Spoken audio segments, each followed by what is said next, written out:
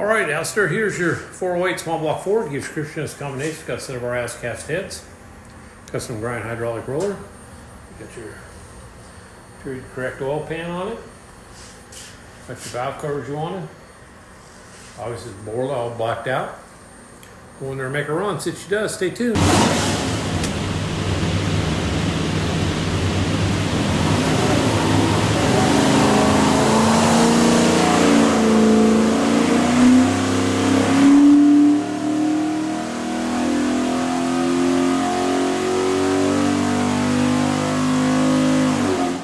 Alrighty, 3,300, 493 foot-pounds of torque, peak torque 520, peak horsepower 508, rated at 450.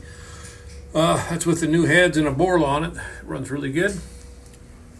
I'll show you a couple things here. Just see if your engine, you find this thing looks like a credit card. It's a USB card. It is full of technical information.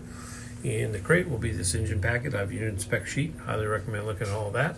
We'll pull the pipes back, make sure it's good and clean. Have a great day.